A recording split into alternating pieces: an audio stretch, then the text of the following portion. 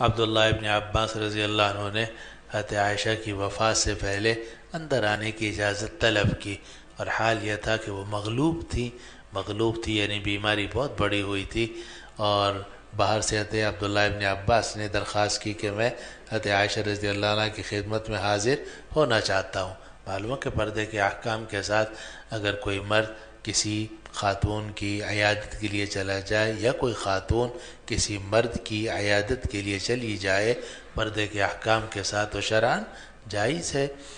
تو جب انہوں نے اجازت طلب کی کہ میں اندر آنا چاہتا ہوں، قالت اخشى ان یثنی علی،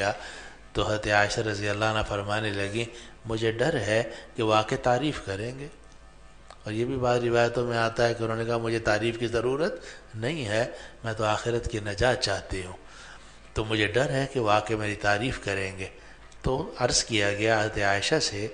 کہ عبداللہ ابن عباس جو ہے معمولی آدمی نہیں ہے، یہ رسول اللہ صلی اللہ علیہ وسلم کے چچا زاد بھائی ہیں، ومن وجوہ المسلمین، اور اونچے درجے کے مسلمانوں میں سے ہیں۔ حضرت عائشہ نے فرمایا ٹھیک ہے اجازت دے دو۔ اب حضرت عبداللہ ابن عباس وہاں پہنچے اور کہا کیف تجدینک،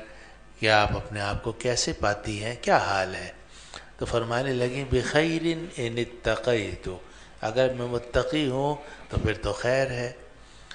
تو حضرت عبداللہ ابن عباس نے تسلی دی اور کہا کہ آپ خیر ہی کے ساتھ ہیں انشاءاللہ، آپ رسول اللہ صلی اللہ علیہ وسلم کی زوجہ مطہرہ ہیں، اور آپ کے سوا کسی کنواری لڑکی سے نبی کریم صلی اللہ علیہ وسلم شادی نہیں کی،